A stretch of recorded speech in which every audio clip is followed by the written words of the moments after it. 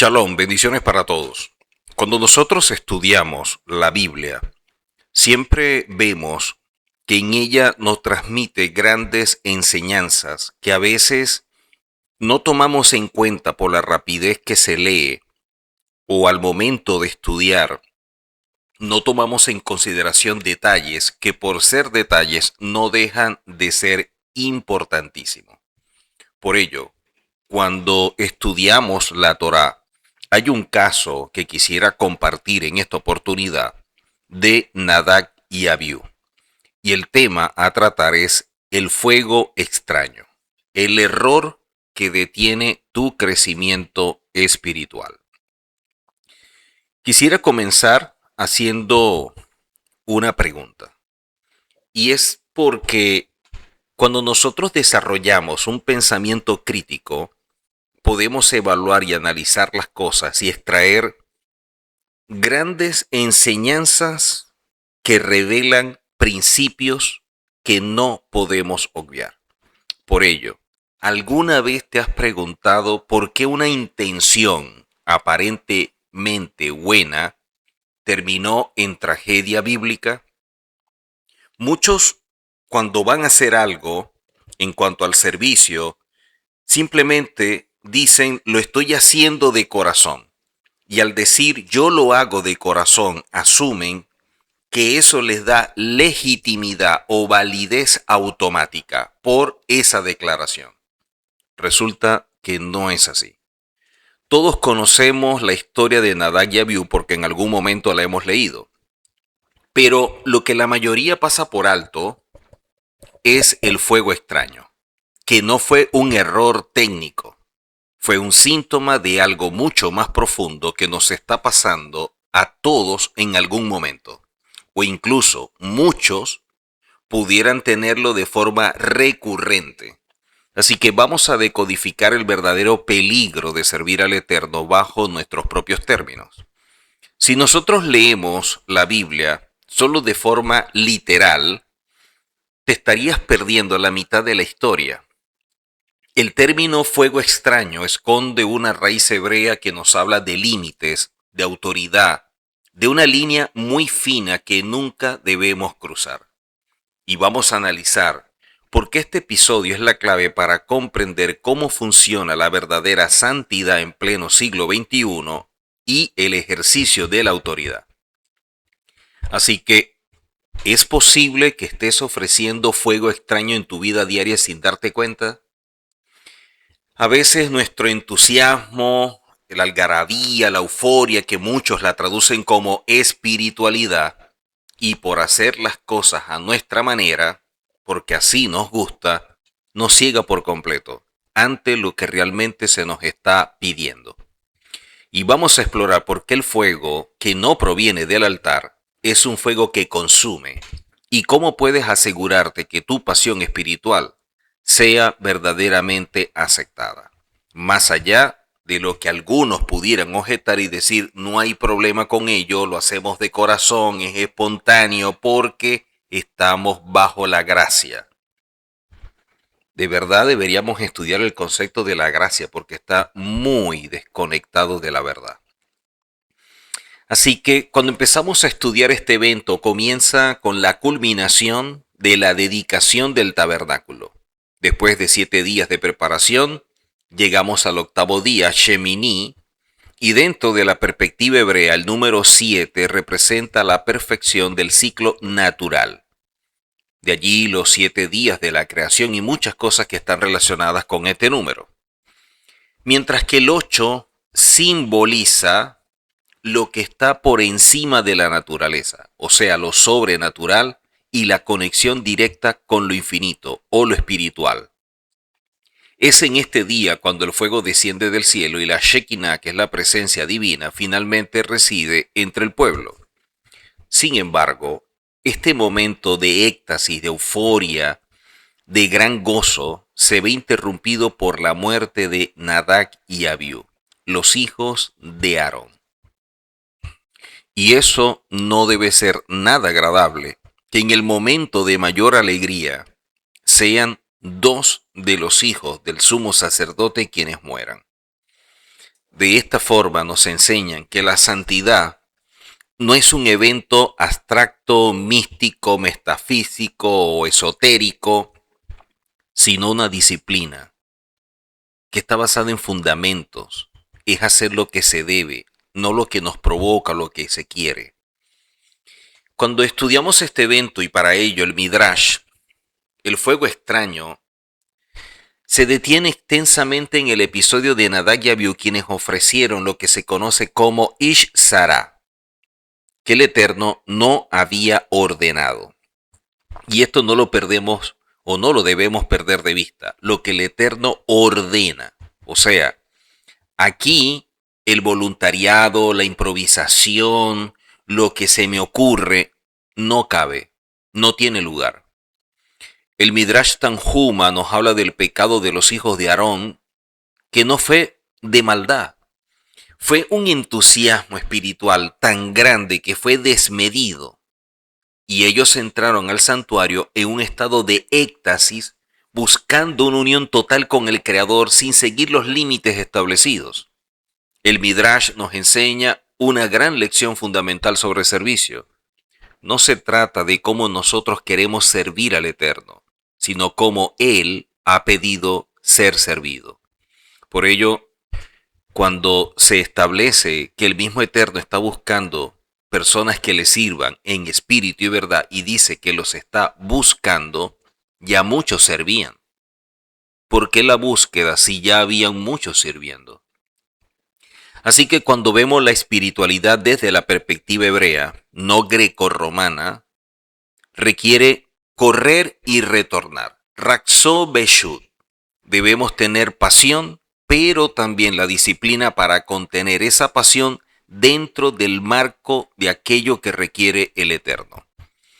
Ahora, cuando Moshe le explica a Aarón que sus hijos murieron porque eran cercanos al Eterno, la Torah dice, Vayidón Aarón, y Aarón guardó silencio.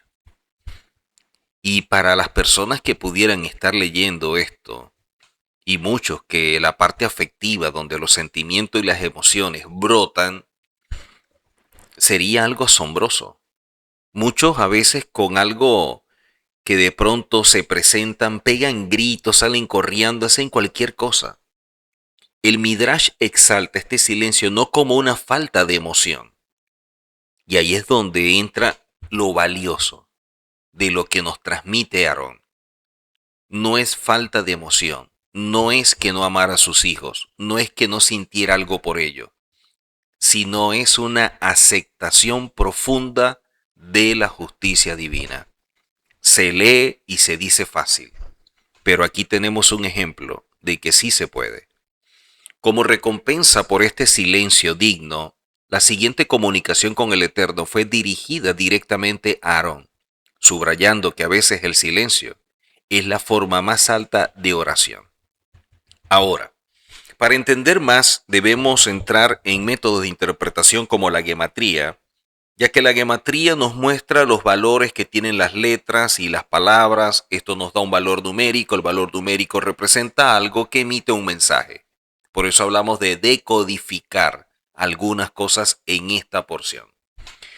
La palabra Shemini, que significa octavo, ofrece una perspectiva fascinante a través de su valor numérico, porque el valor de Shemini es igual a 410. Curiosamente, 410 es el mismo valor numérico de la palabra Kadosh. O sea, cuando se calcula de forma específica en ciertos contextos de exégesis, y es el número de años que permaneció el primer templo de Jerusalén, esto vincula el concepto del octavo día con la permanencia de la santidad en el mundo físico. Por ello, vemos también la palabra impuro, porque la palabra tamei, impuro, tiene una gematría de 50 y el número 50 representa el nivel más bajo de impureza, pero también las 50 puertas del entendimiento, de Biná. Esto nos enseña que incluso desde el lugar más bajo de impureza existe una estructura que permite la elevación hacia la comprensión de lo más alto. También la palabra Shemini comparte la misma raíz que Shemen, aceite.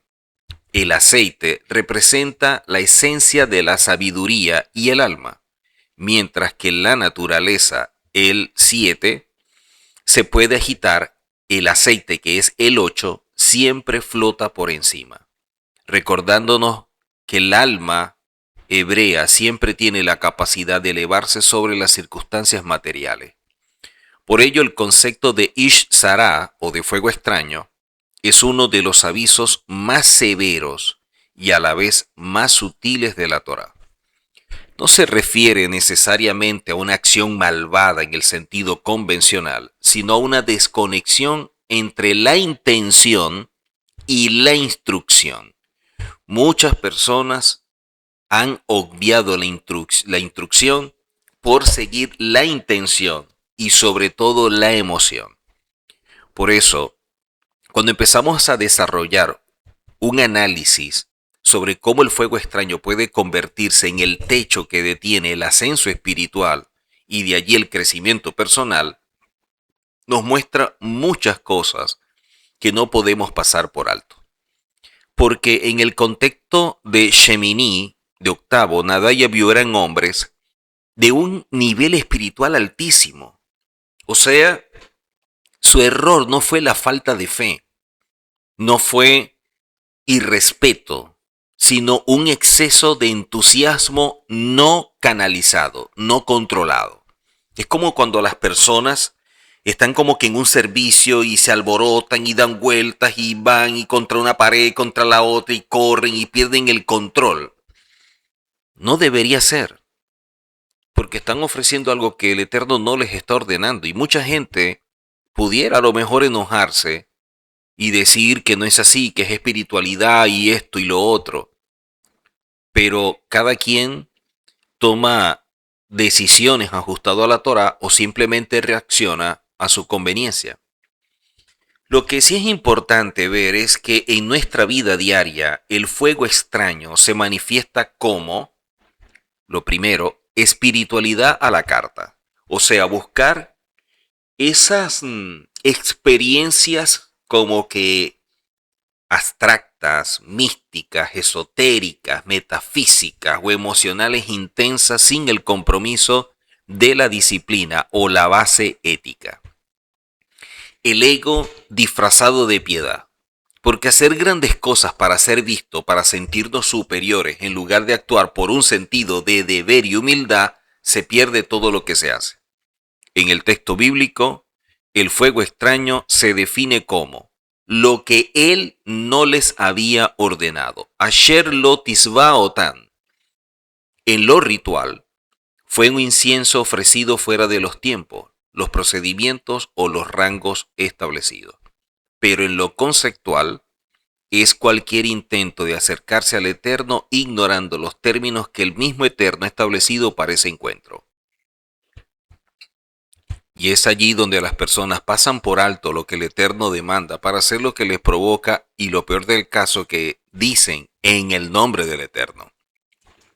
Por eso en la relación con el Eterno el fuego extraño es visto como el impulso de la criatura por querer imponer su voluntad sobre el Creador. O sea, yo lo voy a hacer como a mí me gusta, como a mí me nace, como a mí me provoca. Incluso cuando el motivo parece ser el amor, la devoción. La relación con el Eterno, pudiéramos preguntarnos, ¿es servicio o es autosatisfacción? La Torá establece una distinción crítica entre estos dos tipos de relación con el Eterno. La relación basada en la voluntad divina, Ratzon Hashem, es una relación de obediencia y humildad. El ser humano se ve a sí mismo como un servidor. El centro de la relación es el Eterno, es el Boreolán. La pregunta clave es, ¿cómo puedo servirte? Eso es lo que necesitamos preguntar, ¿cómo puedo servirte? No llegar con nuestras ideas de cómo lo vamos a hacer, no. Aquí, cuando vemos la relación basada en el fuego extraño, el centro de la relación es el individuo. Y toda experiencia que tiene la define como espiritual. Aunque el servicio se dirige al Eterno, el motivo es la gratificación emocional del hombre. O sea, es un intento de forzar la presencia divina a través de métodos humanos, es en esencia narcisismo espiritual. Ahora, nos enseñan que hay tres dimensiones del fuego extraño en la Torá. El primero es la dimensión de la arrogancia, Gaabá, porque Nadab y Abiú no consultaron con Moisés ni entre ellos. El fuego extraño rompe como que la jerarquía, el orden, el camino en la relación con el Eterno. Eso se traduce en pensar que nuestra intuición espiritual es superior a la sabiduría revelada o a la tradición de los sabios. Y cuando hablamos de los sabios, es importante destacar que estamos hablando de los patriarcas, estamos hablando también de los profetas, estamos hablando de los salmistas, estamos hablando de hombres y mujeres que aportaron muchísimo a través de la Torá.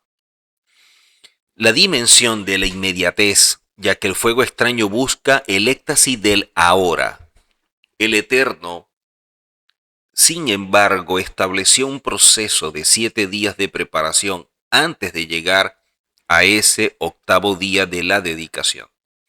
El fuego extraño es el querer la recompensa de la cercanía sin el trabajo previo de refinamiento del carácter.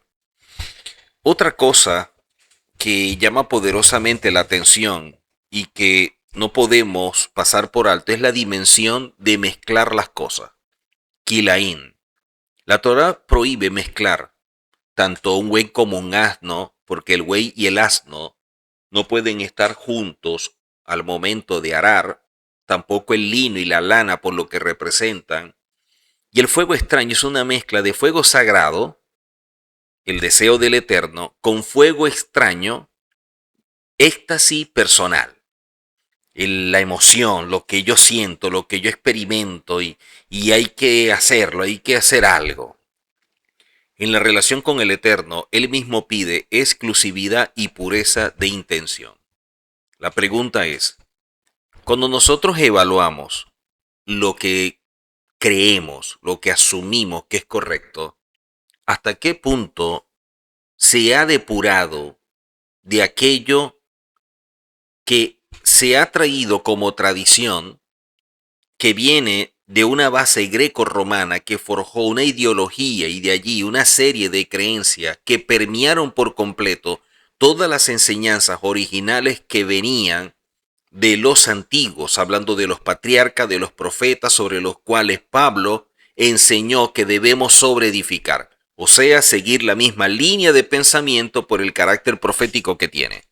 Pero cuando hay una ruptura de todo esto, donde se marca un episodio con el Concilio de Nicea en el año 325, comienza el sincretismo.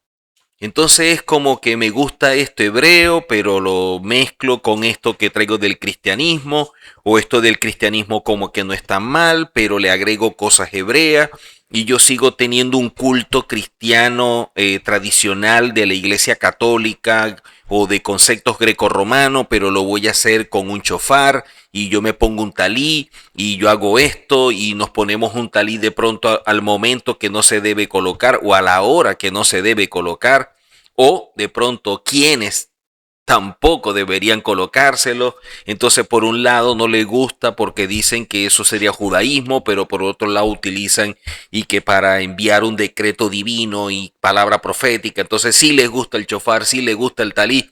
Y en ese ecumenismo, en ese sincretismo, muchos viven. Y delante del Eterno, eso no es algo aprobado. Por eso la reacción divina es fuego contra fuego. Tú estás trayendo un fuego que no me agrada, entonces yo desato también fuego. Por eso es que el texto dice que un fuego salió de delante del Eterno y los consumió. Ellos trajeron un fuego externo desordenado y sobre ellos vino un fuego interno y absoluto. Esto nos enseña que la relación con el Eterno es verdadera y que va más allá de la realidad de cada persona y de aquello que desea construir a su juicio o a su gusto y tiene consecuencias. El Eterno no es una abstracción que acepta cualquier cosa bajo el lema de lo que cuenta la intención o el Eterno conoce mi corazón. La relación está basada en un pacto y un pacto tiene términos. A muchos les gusta hablar de que estamos bajo el nuevo pacto. La pregunta es, ¿y cuáles son los términos bajo ese nuevo pacto? ¿Qué se requiere? ¿Cuál es el comportamiento que se demanda? Porque tienen que existir deberes y derechos. Ahora, el antídoto para ese fuego extraño se encuentra en una palabra que establece la Torá: Kadosh, santo. Porque la santidad significa que hay límites. Y el Eterno se relaciona con nosotros a través de reglas claras que protegen nuestra existencia. El problema es que por naturaleza al ser humano no le gustan las reglas. Por eso es que la gente ama tanto la gracia. Porque ellos asumen que la gracia es hacer lo que se les ocurre. Que la gracia es un permiso para violentar cualquier cosa, pero eso es una mentalidad anárquica. Un país tiene constitución. Una empresa tiene reglas. Una casa tiene normas de convivencia. En un edificio hay un reglamento. En todas partes siempre se establecen cosas, porque hay deberes y derechos. Pero para este tipo de mentalidad, pareciera que no es así. Que la gracia es vivir como nosotros queramos, que todo es permitido.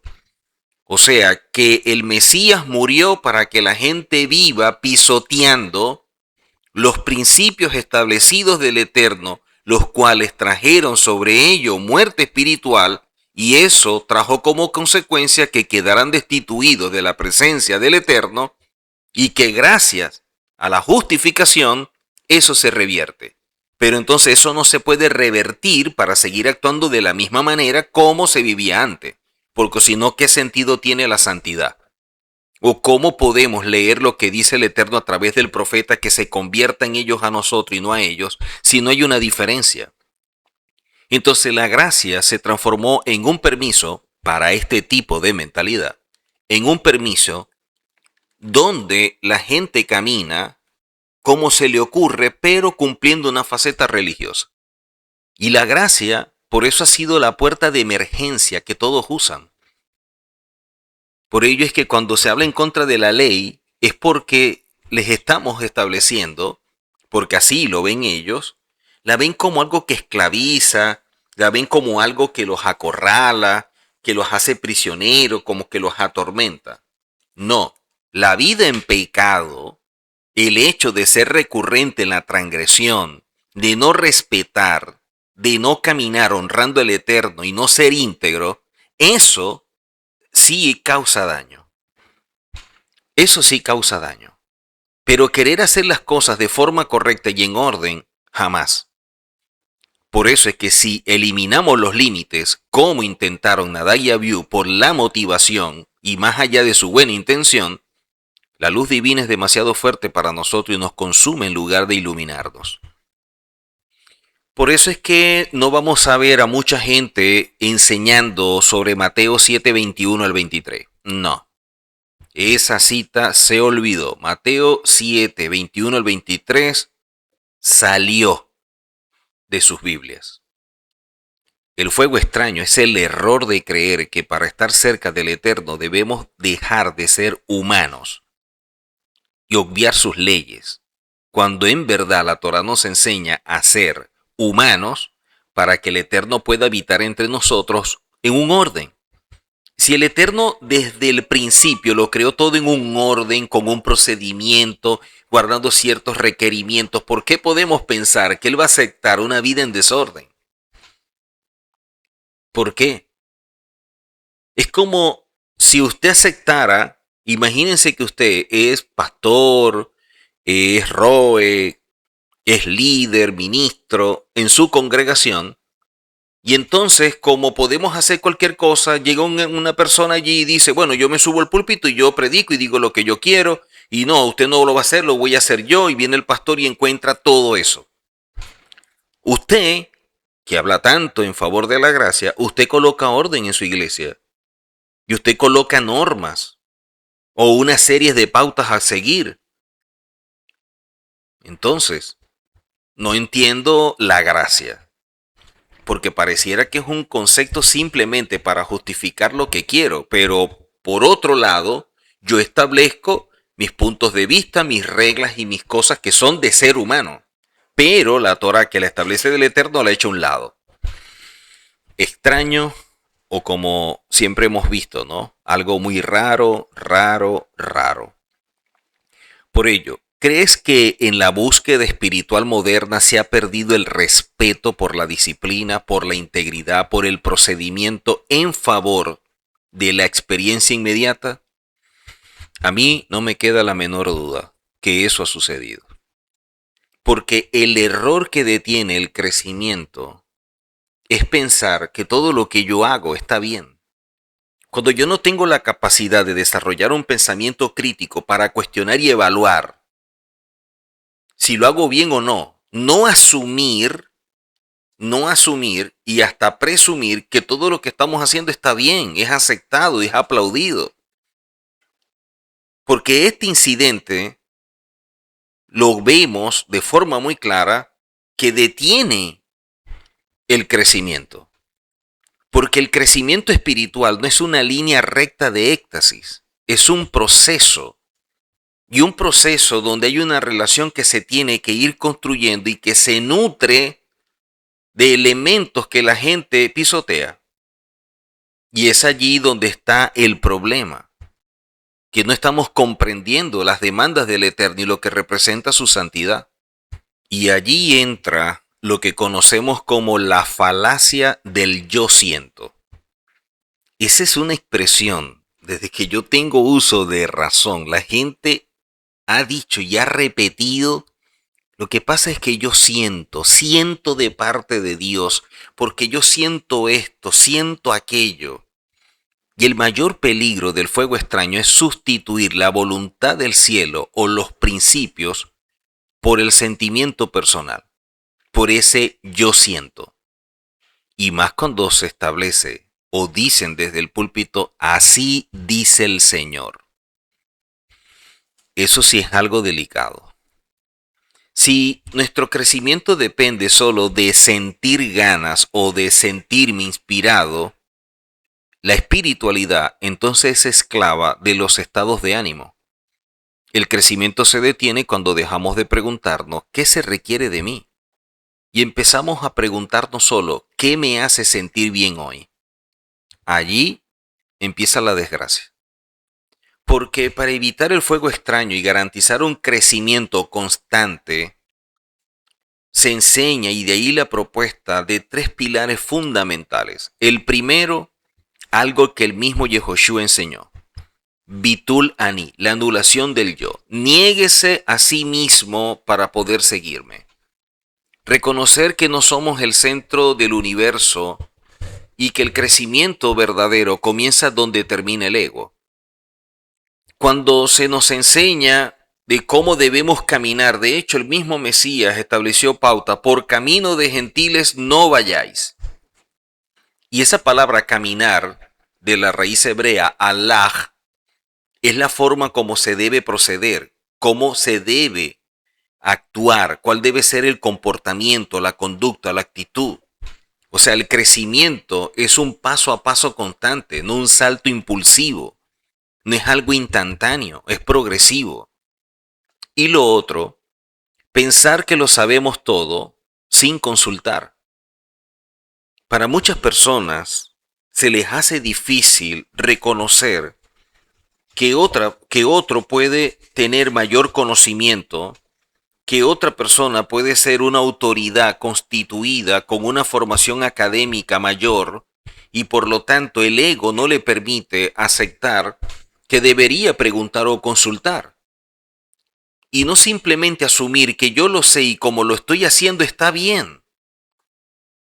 Esa presunción está destruyendo mucha gente. Y lo peor del caso es que dentro de aquellos que estudian desde la perspectiva hebrea está sucediendo. Piense por un momento.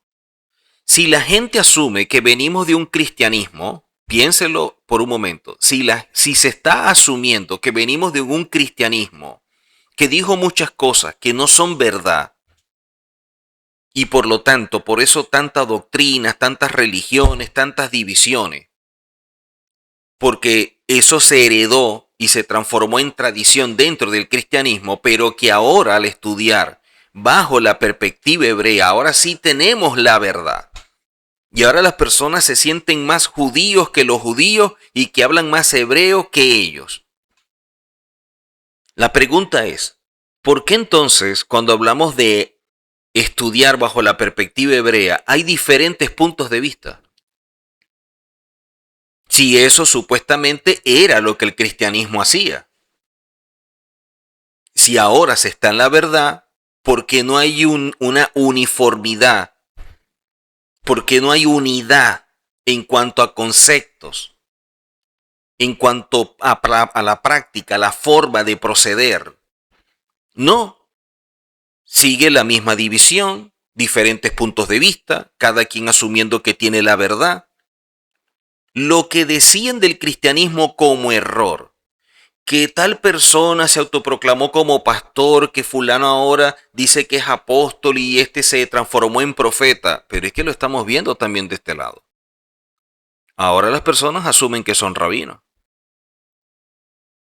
Ahora una persona era pastor y al otro día, no, ya yo estoy estudiando las raíces hebreas, olvídense, hermano, ya yo no soy el pastor fulano, ahora yo soy el rabino.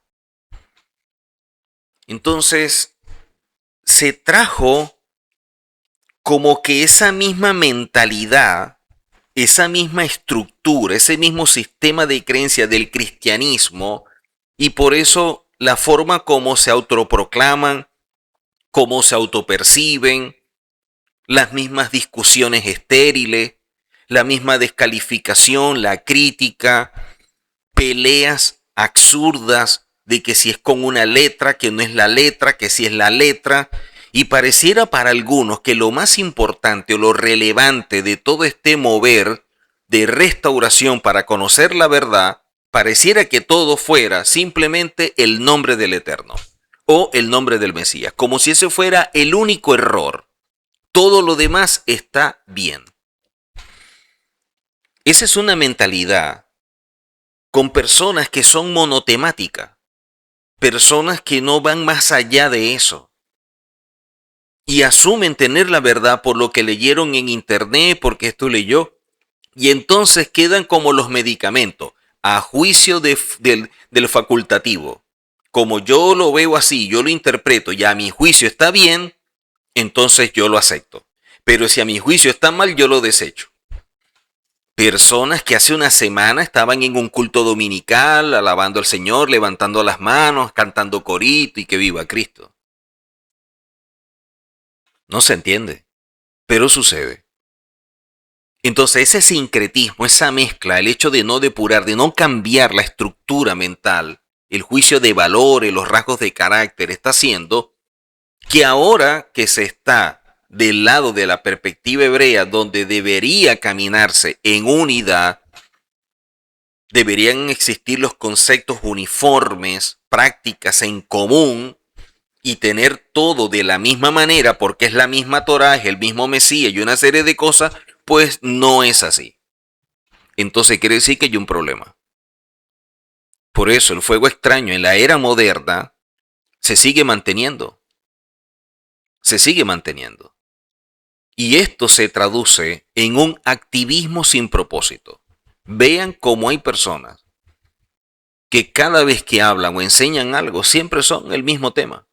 Que el nombre del Eterno es con I, con A, que no es que es la B, que no es la W, que porque la B no existía, que si es esta, que no es la otra. Ese activismo sin propósito, esa forma de discutir y llega un momento en que ya terminan en pleito y hasta en enemistad, entonces no se entiende de dónde supuestamente se salió porque pareciera que todavía están dentro de la misma estructura que tanto se critica, termina dando una impresión a las personas que pudieran estar leyendo. Esto es lo mismo que están criticando. O sea, criticaron el cristianismo, lo llamaron cualquier cantidad de cosas, los llaman idólatras, pare de contar, pero hacen lo mismo que los cristianos. Lo único que lo están haciendo ahora utilizando palabras en hebreo. Por eso el error en pensar que no lo sabemos toda, que es como yo creo, que es de la forma en que a mí me parece, trae mucha confusión. Pensar que el éxito externo o el reconocimiento en redes sociales por tener más seguidores y like es igual a crecimiento interior. Es como cuando las personas ven, esta congregación debe tener la verdad porque va mucha gente. O sea, la cantidad determina la veracidad del mensaje. Entonces el Mesías, el mensaje que tenía como que era mentira, porque si tenía tantas personas y se fueron apartando y quedando solo al punto que hasta de los apóstoles uno de ellos lo traiciona y cuando va a morir no queda nadie, entonces estaríamos viendo, de acuerdo a este criterio, que es totalmente incorrecto, estaríamos viendo a un líder que es un fraude. Por eso, un vacío interno que no se llena con más fuego, sino que se tiene que llenar es con más verdad. El problema es que mucha gente está más interesada en tener la razón que tener la verdad. Y por eso es que no les importa lo que se está diciendo. Ellos quieren imponer su punto de vista. Usted puede explicarles con detalle y utilizar recursos y elementos académicos. Ellos no están prestando atención. Ellos están esperando que usted se calle para luego decir todo lo que les provoca. Por eso, ese fuego que ilumina sin quemar de la religión. Un fuego sin pasión, sin vida, que no transmite una verdad.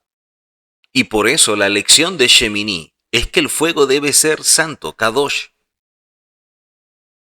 De allí que nosotros debemos asegurarnos que el fuego, así como Pablo se lo dijo a uno de sus discípulos, aviva el fuego que hay en ti, esté alimentado por una verdad de la Torá, por acciones desinteresadas, por un orden en los procedimientos, no buscando atajos emocionales, no asumiendo que se tiene la verdad absoluta y que usted es la persona que ahora tiene la mayor revelación. Acuérdese de dónde viene, dónde estaba usted antes. Y si antes estaba equivocado, ¿por qué no tener la humildad para decir a lo mejor todavía hay cosas que son un error? O que las comprendí mal. Entienda que la mayor altura espiritual se alcanza a veces en el acto más pequeño y silencioso de obediencia y de ética. El fuego que pediste tú mismo es fuego extraño. El fuego que desciende del cielo es el que verdaderamente transforma el alma. Por eso se nos enseña que el mayor desafío de una persona elevada no es necesariamente el Yetzer Hará, la mala inclinación, sino un instinto hacia el bien, pero sin control. Eso es peor que el Yetzer Hará. Porque el Yetzer Hará la persona pudiera identificar y decir, bueno, está mal. Pero cuando el instinto hacia el bien es controlado, de alguna forma, como es hacia el bien, la persona siente que es aprobado. Por eso Nadab y Abiú tomaron decisiones sin consultar a sus maestros. Y en el refinamiento de carácter, esto se identifica como un rastro de arrogancia espiritual. Creer que uno ya sabe o lo sabe todo.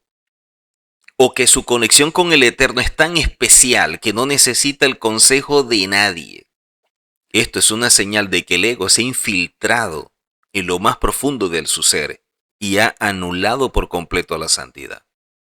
Cuando una persona piensa, yo sé, y es así, y si se van a hacer las cosas debe ser de esta forma. Si la hacen como yo digo, perfecto, aquí vamos. Pero si no es como yo digo, no. Esa actitud hasta infantil es lo que se condena en la Torá. Miren que cuando estudiamos hay un midrash que sugiere, porque se ha enseñado que en una oportunidad se enseñaba que Nadab y Abiú estaban ebrios, se habían embriagado. Pero hay un midrash que enseña que ellos entraron bajo la embriaguez, pero no de vino, sino un estado de éxtasis tan fuerte, producto de la dedicación, que se veían como si estuvieran ebrios. Y la espiritualidad requiere sobriedad emocional. O sea, cuando tú actúas como que inspirado, emocionado y pareciera que estuvieras borracho o algo así, usted no está sirviendo al Creador, usted está sirviendo a su propia adrenalina espiritual. Usted simplemente está siendo arrastrado por sus emociones. Y lo peor del caso es que todo lo que se hace de forma emocional, la gente lo define, o este tipo de persona lo ve como algo espiritual. Por eso el principio central es Gadol Amesubé Beosé. Es más grande quien cumple lo que se le ordena que quien hace aquello que no se le pide. Es más grande aquel que cumple lo que se le ordenó que la persona que hace cosas que nunca se le pidieron. Porque allí es donde se enfatiza que la verdadera prueba de carácter es hacer lo que el Eterno pide con excelencia.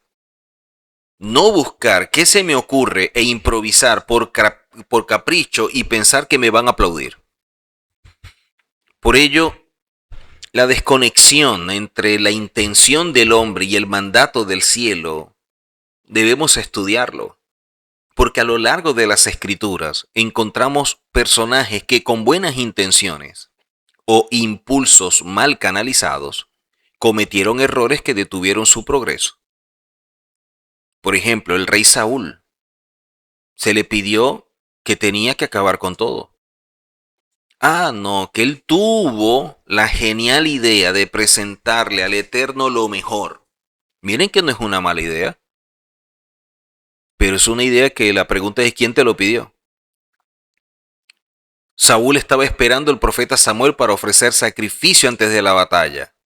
Y ante la tardanza de Samuel y la deserción de sus soldados, simplemente Saúl decidió ofrecer el sacrificio él mismo.